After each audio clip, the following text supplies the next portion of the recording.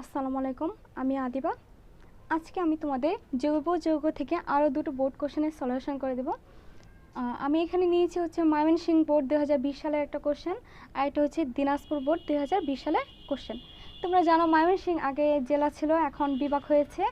তোমার এই ফার্স্টই হচ্ছে ময়মনসিংহ বোর্ডে আলাদা কোশ্চেন করা হয়েছে, আর নয়তো সবসময় তোমাদের ঢাকা বোর্ডের কোশ্চেনেই পরীক্ষা হতো ময়মনসিংহে, তাই আমি স্পেশালি ময়মনসিংহ বোর্ডে একটা কোশ্চেন নিছি।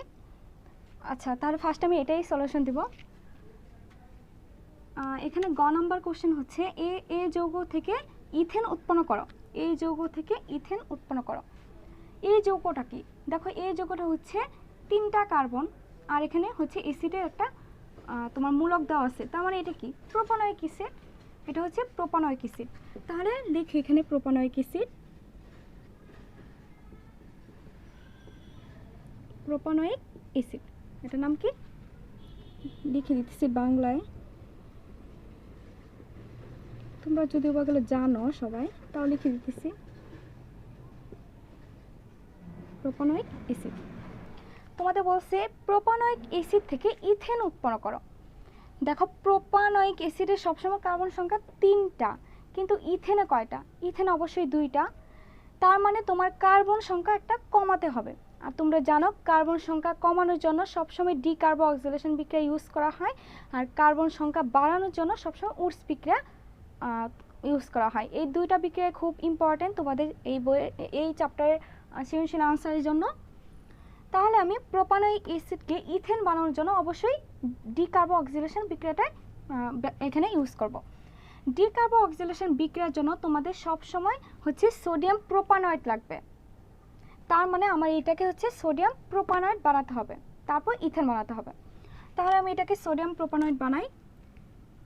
সোডিয়াম প্রোপানয়েড বানানোর জন্য অবশ্যই সোডিয়াম হাইড্রোক্সাইড দ্বারা উত্তপ্ত করতে হবে।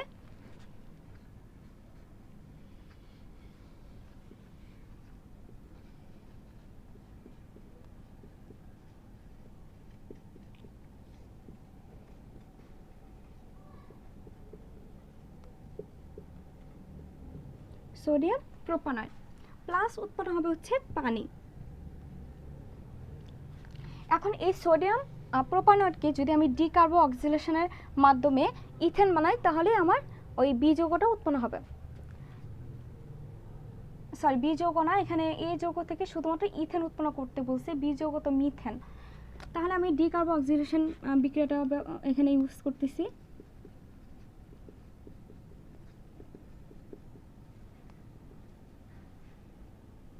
সরি, কার্বন বেশি হয়ে যাচ্ছে।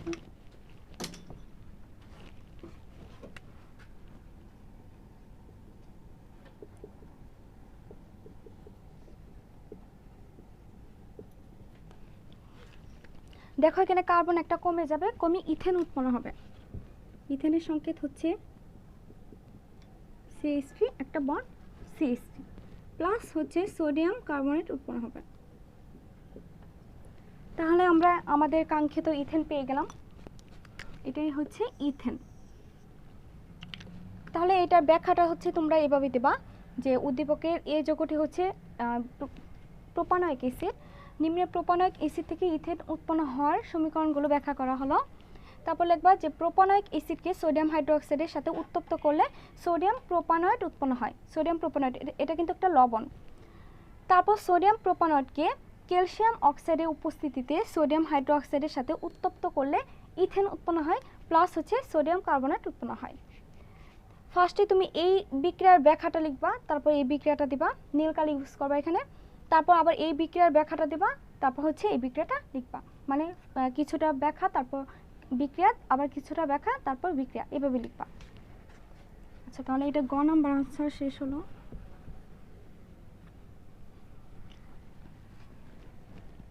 তারপর তোমাদের বলেছে যৌগ বি ও সি এর মধ্যে কোনটি অসম্পৃক্ত। অসম্পৃক্ত হাইড্রোকার্বন কাকে বলে? অসম্পৃক্ত হাইড্রোকার্বন হচ্ছে যে সকল হাইড্রোকার্বনের কার্বন শিকলে কার্বন কার্বন দ্বিবন্ধন অথবা ত্রিবন্ধন বিদ্যমান থাকে তাদেরকে হচ্ছে অসম্পৃক্ত হাইড্রোকার্বন বলে। এখানে দেখো বি ও সি এর মধ্যে বি যৌগটি হচ্ছে মিথেন মানে অ্যালকেন, আর সি যৌগটি হচ্ছে প্রোপিন। প্রোপিনে অবশ্যই দ্বিবন্ধন ইউজ করা হয়, তাই প্রোপিনটাই হচ্ছে অসম্পৃক্ত হাইড্রোকার্বন। আর উপরটা তো অ্যালকেন, অ্যালকেন তো সম্পৃক্ত হাইড্রোকার্বন। এখন তুমি কিভাবে প্রমাণ করবা যে এখানে মিথেন হচ্ছে সম্পৃক্ত হাইড্রোকার্বন আর এখানে প্রোপিন হচ্ছে অসম্পৃক্ত হাইড্রোকার্বন? এটা প্রমাণ হচ্ছে, ফার্স্টে তুমি এই বিক্রিয়াটা লিখবা। এটা ব্রোমিন সংযোজন দ্বারা করা হয় সাধারণত।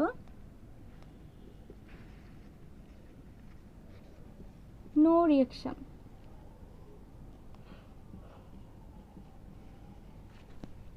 মানে এখানে মিথেন ব্রোমিনের সাথে কোনো রকম বিক্রিয়াই দিবে না, তার মানে এখানে ব্রোমিনের লাল বর্ণ অপসারিত হবে না, তার মানে এটা একটা সম্পৃক্ত হাইড্রোকার্বন। আর অন্যদিকে প্রোপিন ব্রোমিনের সাথে বিক্রিয়া করে ডাইব্রোমো প্রোপিন উৎপন্ন করবে। প্রোপিন ব্রোমিনের সাথে বিক্রিয়া করবে,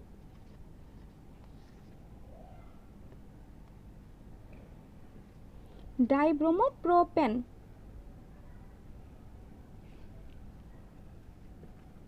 এখানে সিঙ্গেল বন্ড হবে, ডাবল বন্ডটা উঠে যাবে।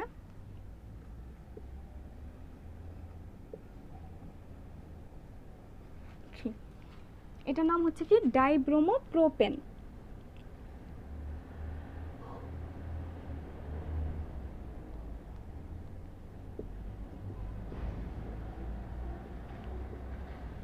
এখানে ব্রোমিন ছিল হচ্ছে লাল বর্ণের,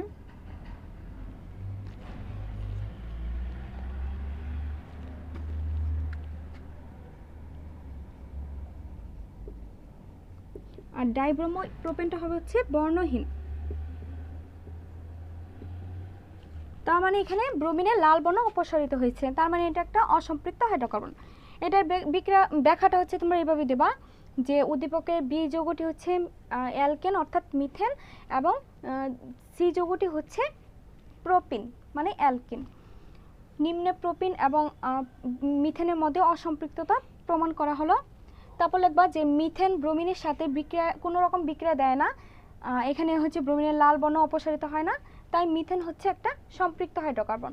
তারপর তুমি এইটা দিবা, বিক্রিয়াটা দিবা। তারপর লিখবা হচ্ছে যে এখানে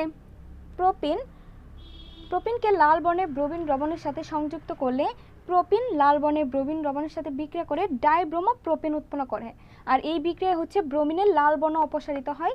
সকল অসম্পৃক্ত হাইড্রোকার্বন এই ধরনের বিক্রিয়া প্রদর্শন করে, তাই প্রোপিন যে অসম্পৃক্ত হাইড্রোকার্বন তা এই বিক্রিয়া দ্বারা প্রমাণিত হয়। তাহলে তোমাদের ঘ নম্বরে আনসার শেষ হয়ে যাবে, মানে মিথেন এবং প্রোপিনের মধ্যে প্রোপিন হচ্ছে অসম্পৃক্ত হাইড্রোকার্বন।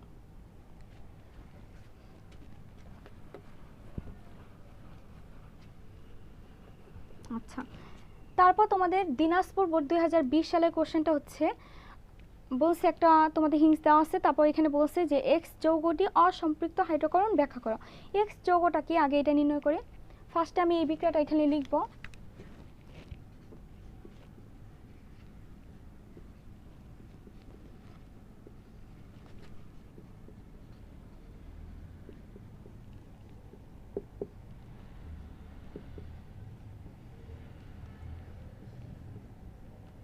পানি।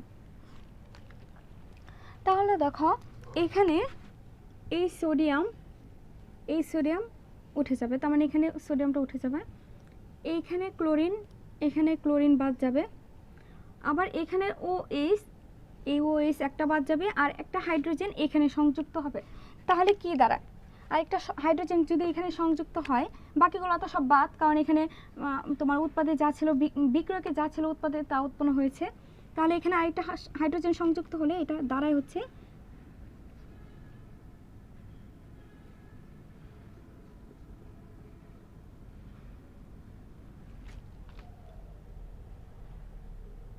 এখানে দুটো হাইড্রোজেন ছিল, তার মানে এখান থেকে উল্টো আরেকটা হাইড্রোজেন অপসারিত হবে। দেখো এখানে হাইড্রোজেন একটা ছিল কিন্তু এখানে তো দুটো, তার মানে এখান থেকে আরেকটা হাইড্রোজেন অপসারণ করতে হবে। তাহলে এখান থেকে আরেকটা হাইড্রোজেন সরে গেলে কয়টা হাইড্রোজেন হয়, মোট হাইড্রোজেন হয় হচ্ছে, কার্বন হয় দুটো, আর হাইড্রোজেন যদি এখান থেকে উল্টো একটা চলে যায় তাহলে এখানে তিনটা আর এখানে একটা চারটা, তাহলে C2H4। এটা হচ্ছে অ্যালকিনের সংকেত, অর্থাৎ ইথিন, এটা হচ্ছে ইথিন, যেহেতু এখানে কার্বন দুটো আর এটা হচ্ছে সাধারণ সংকেত। তোমরা জানো অ্যালকিনের সাধারণ সংকেত হচ্ছে CnH2n। এখানে যদি আমি C2 বসাই H4 হবে, তার মানে এটা ইথিন। অ্যালকেনের নিম্নতর সদস্য হচ্ছে ইথিন। তার মানে আমি এক্স যৌগটা পাইলাম, এক্স যৌগ হচ্ছে কি ইথিন, মানে CH2 ডাবল বন্ড CH2। এখন তোমাদের বলছে এক্স যৌগটি অসম্পৃক্ত হাইড্রোকার্বন ব্যাখ্যা করো, মানে ইথিন একটা অসম্পৃক্ত হাইড্রোকার্বন, এটা তোমার প্রমাণ করতে হবে। তোমরা জানো অসম্পৃক্ততার টেস্ট হচ্ছে দুইভাবে করা হয়, একটা হচ্ছে ব্রোমিন সংযোজন করে আর একটা হচ্ছে গ্লাইকল উৎপন্ন করে। আমি এখানে দুটো দেখা দিচ্ছি। তাহলে আমি ফার্স্টে হচ্ছে ব্রোমিন সংযোজনের বিক্রিয়াটা দেখাবো। ইথিনের মধ্যে লাল বর্ণের ব্রোমিন লবণ সংযুক্ত করব, উৎপন্ন হবে হচ্ছে ডাইব্রোমো ইথেন।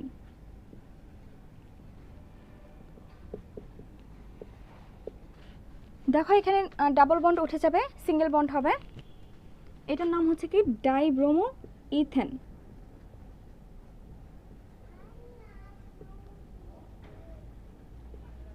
Dibromo ethane. এখানে হচ্ছে তোমার এই ব্রোমিনটা হচ্ছে লাল বর্ণ থাকে আর এটা হচ্ছে বর্ণহীন। লাল বর্ণ অপসারণ হয় বলে এটা একটা অসম্পৃক্ত হাইড্রোকার্বন, এটা প্রমাণিত হয়। তাহলে তোমরা এটা ব্যাখ্যা হচ্ছে এভাবে দেবা যে ইথিনের মধ্যে লাল বর্ণের ব্রোমিন লবণ সংযুক্ত করলে ইথিন লাল বর্ণের ব্রোমিন লবণের সাথে বিক্রিয়া করে ডাইব্রোমো ইথেন উৎপন্ন করে, আর এই বিক্রিয়া হচ্ছে ব্রোমিনের লাল বর্ণ অপসারিত হয়। সকল অসম্পৃক্ত হাইড্রোকার্বন এই ধরনের বিক্রিয়া প্রদর্শন করে, তাই ইথিন যে অসম্পৃক্ত তা এই বিক্রিয়ার মাধ্যমে প্রমাণিত হয়। এখানে কিন্তু কোনো রকম প্রভাবক ইউজ করবা না, কোনো রকম প্রভাবক নেই। ফার্স্টে তুমি এই কথাটা লিখবা, আমি যে এই মুহূর্তে যে বাংলা কথাটা বলছি এই কথাটা লিখবা, তারপর এই বিক্রিয়াটা লিখবা, তাহলে হয়ে যাবে। এখন এই সেম কোশ্চেনের আনসার তুমি আরেকটা ভাবে দিতে পারো, ওটা হচ্ছে গ্লাইকল উৎপন্ন করে। ওইখানে হচ্ছে তোমার যেহেতু এটা ইথিন তাই ইথিলিন গ্লাইকল উৎপন্ন হবে। যদি এখানে প্রোপিন থাকতো প্রোপিলিন গ্লাইকল, যদি এখানে বিউটিন থাকতো তাহলে বিউটিলিন গ্লাইকল উৎপন্ন হতো। তাহলে আমি এখানে ইথিনকে হচ্ছে গ্লাইকল উৎপন্ন করব, ইথিন থেকে গ্লাইকল। গ্লাইকল হচ্ছে পানি সংযুক্ত হবে প্লাস হচ্ছে জার্মান অক্সিজেন। প্রভাবক হবে হচ্ছে KMnO4 পটাশিয়াম পারম্যাঙ্গানেট আর KOH পটাশিয়াম হাইড্রোক্সাইড, বা এখানে সোডিয়াম হাইড্রোক্সাইডও দিতে পারো। তাহলে উৎপন্ন হবে হচ্ছে ইথিলিন গ্লাইকল। এখানে দেখো ডাবল বন্ড ছিল, এখানে সিঙ্গেল বন্ড হবে, ডাবল বন্ড উঠে যাবে। আচ্ছা, এটার নাম হচ্ছে কি ইথিলিন গ্লাইকল।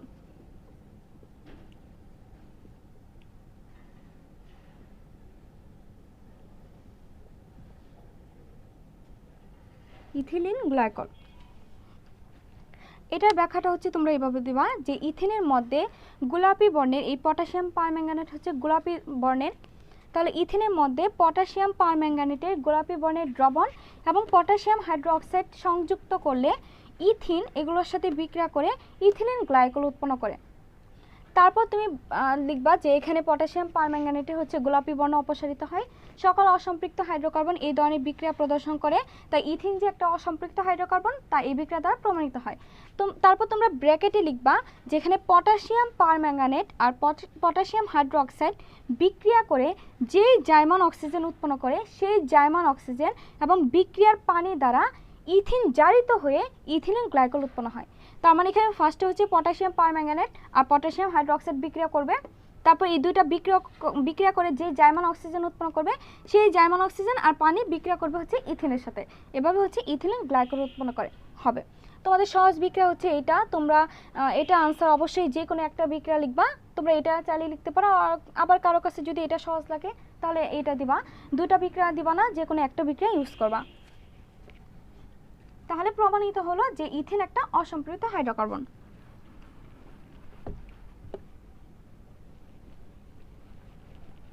অবশ্যই ফার্স্টে তোমরা এই বিক্রিয়াটা লিখবা, এখানে যে এক্সট্রা যে ইথিন ছিল এটা দেখাবা, তারপর হচ্ছে তোমরা অসম্পৃক্ত প্রমাণিত করবা। তারপর বলছে এক্স হতে জৈব অ্যাসিড প্রস্তুত সম্ভব কি? এক্স কি ছিল? ইথিন ছিল। ইথিন থেকে জৈব অ্যাসিড মানে কি? ইথিন যেহেতু তার মানে ইথানয়িক অ্যাসিড উৎপন্ন হবে। হ্যাঁ, ইথিন থেকে তুমি প্রোপানয়িক অ্যাসিড উৎপন্ন করতে পারবা উডস বিক্রিয়ার মাধ্যমে কার্বন সংখ্যা বাড়াইয়া, তারপর বিউটানয়িক অ্যাসিড উৎপন্ন করতে পারবা, বাট এটা সহজ হচ্ছে ইথিন থেকে ইথানয়িক অ্যাসিড। তাহলে ইথিন থেকে ইথানয়িক অ্যাসিড উৎপন্ন করবো এখন, ইথিন থেকে ইথানোয়িক অ্যাসিড, ইথানোয়িক অ্যাসিড,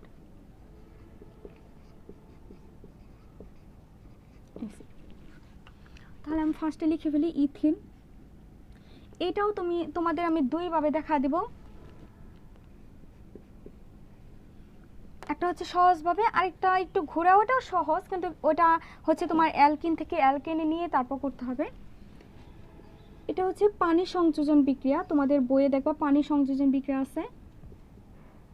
এখানে প্রভাবক হচ্ছে H3PO4 ফসফরিক অ্যাসিড, আর এটা হচ্ছে উচ্চ তাপ ও চাপ,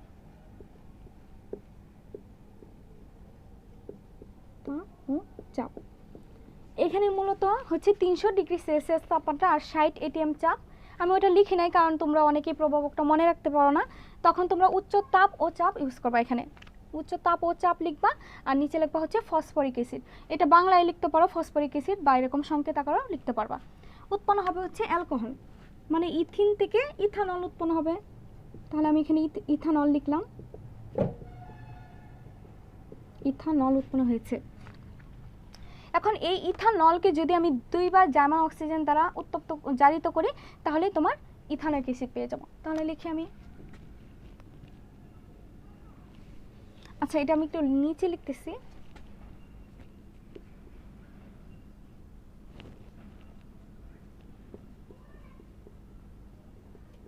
এখানে প্রভাবক হবে হচ্ছে শক্তিশালী জারক পটাশিয়াম পারম্যাঙ্গানেট K2Cr2O7, আর নিচে হবে হচ্ছে সালফিউরিক অ্যাসিড,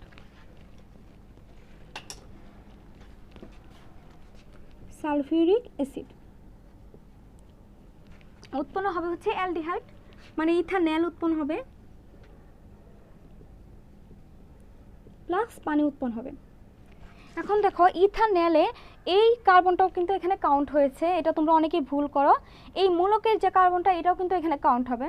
তোমরা অনেকেই ভুল করে লেখো যে CH3 CH2 তারপর লেখো CHO, তখন কিন্তু এটা প্রপার নেল হয়ে যাবে। তোমার এখানে কার্বন দুটো, তার মানে এটা ইথানল, মানে এই কার্বনও কাউন্ট করতে হবে। আচ্ছা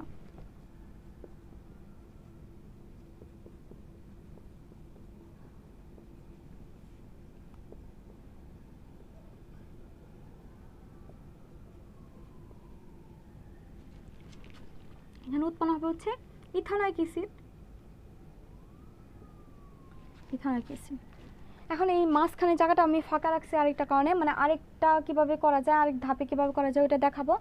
ফার্স্টে এটার ব্যাখ্যাটা আমি দিয়ে নিই। এখানে হচ্ছে ইথিনের মধ্যে পানি সংযুক্ত করলে, মানে পানি যোগ করলে তোমরা এটা লিখবা যে ফসফরিক অ্যাসিড প্রভাবকের উপস্থিতিতে উচ্চ তাপ ও চাপে ইথিনের মধ্যে পানি সংযুক্ত করলে ইথানল উৎপন্ন হবে।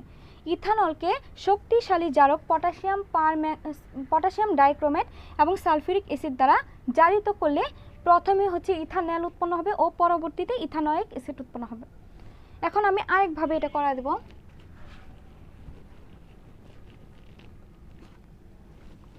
তাহলে ফার্স্ট আমি ইথিন লিখলাম,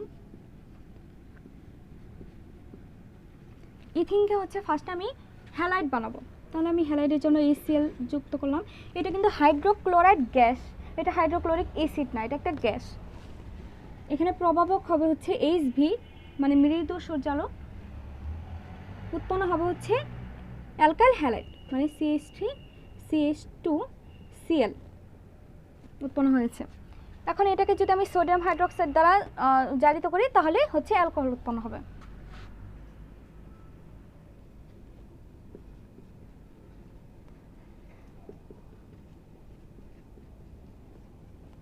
এখানে অ্যাকোয়াস হবে, তাহলে অ্যালকোহল উৎপন্ন হলো। ইথানল উৎপন্ন হয়েছে প্লাস হচ্ছে সোডিয়াম ক্লোরাইড লবণ উৎপন্ন হবে।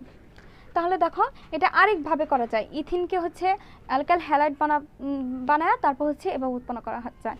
এই ইথিনকে আবার আরেকভাবে অ্যালকাইল হ্যালাইড বানানো যায়, ওটা আমি দেখাইতেছি। ওটা হচ্ছে, আমি এই বিক্রিয়াটা ফার্স্ট এটা মুছে ফেলে, এখানে হচ্ছে হাইড্রোজেন সংযুক্ত করবা। এখানে প্রভাবক হচ্ছে নিকেল প্রভাবক, তাপমাত্রা হচ্ছে 180 ডিগ্রি সেলসিয়াস থেকে 200 ডিগ্রি সেলসিয়াস তাপমাত্রা উৎপন্ন হবে হচ্ছে অ্যালকেন মানে ইথেন। তারপর এই ইথেনকে যদি আমি ক্লোরিনেশন করি তাহলে অ্যালকাইল হ্যালাইড উৎপন্ন হবে, মানে এইটা উৎপন্ন হবে। তাহলে দেখো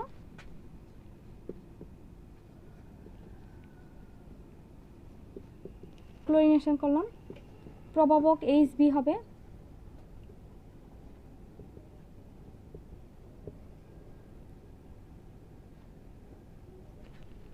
দেখো এই যে এটা উৎপন্ন হয়েছে, তারপর এটাকে আবার সোডিয়াম হাইড্রোক্সাইড দ্বারা উত্তপ্ত করলে হচ্ছে অ্যালকোহল উৎপন্ন হবে।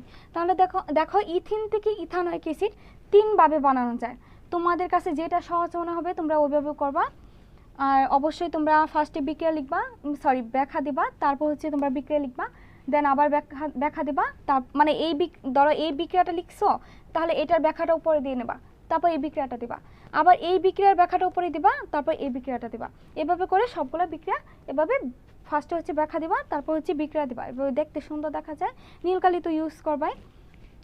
তো আজকে আমার এক্স থেকে জৈব অ্যাসিড, তো আমি এখানে ইথিন থেকে জৈব অ্যাসিড প্রস্তুত করে দেখিয়েছি। তার মানে আজকে এইটুকুই ছিল তোমাদের জন্য। আমি এর পরবর্তী ভিডিওতে আমি এই তোমাদের যে ফিজিক্স, কেমিস্ট্রি, বায়োলজি যত রকম বোর্ড কোশ্চেন আছে সবগুলো সলিউশন দেওয়ার চেষ্টা করব। আমার এই